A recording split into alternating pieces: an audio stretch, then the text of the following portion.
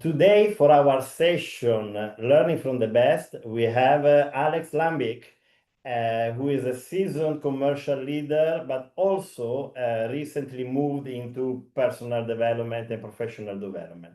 Alex, tell us a bit about yourself. Who is Alex? Thank you, Giorgio. Great to be here. And so I'm Alex. I'm originally Dutch. I grew up all over the world and worked all over the world as well in the last decades, the last 30 years in various commercial roles in the telecoms industry, in media, and in mobile gaming. And now live in the UK and have my own business in leadership development. And I work closely also with INSEAD Business School. Super. And did you choose sales or did sales choose you? Actually, I chose adventure.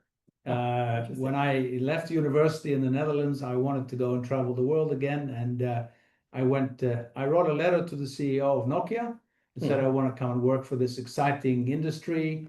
And he said, well, we have an opportunity for you. There is the former map of the Soviet Union. How would you like to become our sales guy there? And that's how sales started. Oh, super. And so then what did you sell at the time? What? Mobile devices. Nokia mobile devices. This was in 1994 where it all started. Yes. Connecting people. Connecting people, yes. Yes. And you keep doing that as of today. Well, yes, in different forms. That's absolutely correct. And what did what has sales taught you, and maybe what about yourself, not only about people? What I think it's taught me is really to know myself, to know myself, then to know other people, to be able to actually engage, to listen very carefully in order to be effective in meeting the needs of the customer. And I learned that in the beginning the hard way by making a few mistakes and gradually got better at it. So, and of course, you must have come across also some maybe challenging customer. Have you got maybe some good story to tell? Well, I have a story without mentioning the name of the customer, of course, but definitely in the media industry, when I started, I inherited a customer relationship which was not good from the past, where I had to spend the first probably 2 or 3 months listening to all the complaints. And when those had quietened down and I had gained the trust of the customer, I was able to start to engage and to start to build that relationship up, which eventually led to a multi-year deal in the media industry. So knowing when to listen, knowing when to take it on the cheek, even if you weren't the one necessarily who caused the issues, it's the customer, you are representing your company, and then basically to really listen to what the pain points of the customer are.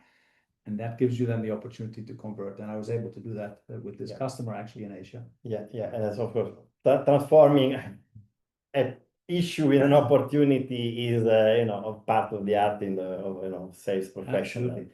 And if you would have 3 words that describe sales, what would they be?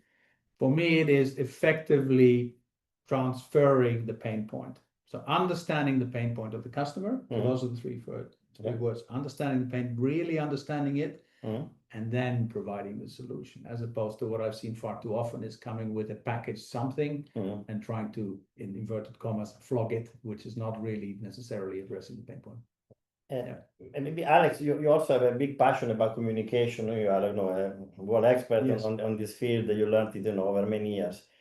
How does that play a role in sales? Well, it's huge, actually, Giorgio, and thanks for asking that question. So there are multiple dimensions to that. The first one is very much cultural. What works in one culture in terms of communication isn't necessarily going to work with another culture. That both in terms of understanding body language, but also in terms of how you come across in your messaging, whether you are direct or less direct. All of these things matter, and becoming tuned to that cultural aspect is really important. Another thing is we each have different communication styles. This is very important because understanding your own communication style with its strengths and with its weak spots as well is the key starting point to be able to effectively be able to communicate with the customer based on their needs. And this is something I'm very passionate about. Yes, and you have come across many sales professionals in your career, of course. What makes a great sales professional? What attributes do you think you have seen that they distinguish these people from the rest? To me, there's a couple of things. The first and single most important thing is gaining the trust. Making sure that with the client you gain the trust, that not only are they buying your brand, they are buying also, they are also relying on you and your values and everything you represent as a salesperson to be the guarantor really of the longer term relationship. And it's not just yourself, it's also the teams that you lead to make sure that that same behavior is instilled in the sales team and the whole organization. You cannot get around the ability to close a deal. You need to be able to, not just gain the trust, but also know when to make the deal and to close the deal. And the third thing for me is really, as you become a sales leader of groups, is how you spend time investing in your sales teams, right? In terms of training them, in terms of coaching them, very much not only big picture coaching, but actually also on the job. Yes. Taking the time on the job to observe what your salespeople are doing and to give them those little steerings that are necessary very often to either gain the trust or close the deal. Well, this is music to my ears because I believe in sales coaching 100%. That's what we're trying to do with abeille.ai, as the listeners will know. So how do you see then the role of coaching in these modern times? I think coaching is extremely important. There's so much disruption happening in the world, so much uncertainty. Technology is playing a bigger role as well. So how all of that comes together in the sales process, I think, requires a lot of coaching in terms of coaching, but also I think a degree of mentoring sometimes. Sometimes it's a bit of a mix of the two, I think, using certain models, certain trainings, certain show me how it can be done, and then coaching. So I think it is extremely important, both individuals and teams. Yeah, well, we couldn't agree more. And maybe, of course, you also have maybe someone who has driving, your styles.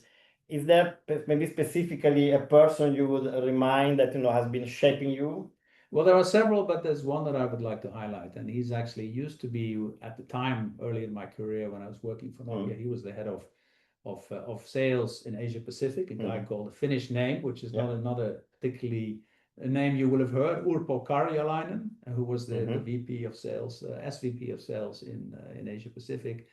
He taught me a little bit more the science of the selling. And this was very much around sort of looking at data carefully. We also built a franchise, a Nokia franchise of 1,000 stores plus in Asia Pacific, going and really understanding the end user and the shopper and building that into a program to support a retail franchise. I think he gave me a lot of guidance in that. I had to build that whole franchise. So he was a mentor, and also in front of the client, he was extremely good in terms of gaining that trust and closing the deals. Super. Well, now you mentioned that there are many disruptions now, and AI is particularly, happening now. And what's your view on AI in sales? Is it hype or help? I would say much more help than hype. There is always a degree of hype with these new things. I think that's inevitable. But essentially, I do not believe that AI will, in most cases, take over the role of relationship, but I believe it's a massive tool.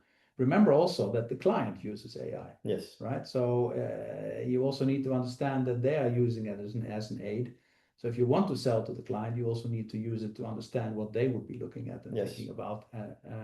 But I believe it is absolutely an aid, but I don't think you should rely on it fully. It doesn't take away the value of understanding body language, understanding what's not being said by the client. At least I think AI has some way to go before it really understands that fully. Yeah, and that's what we say at abeille.ai, human sales matter.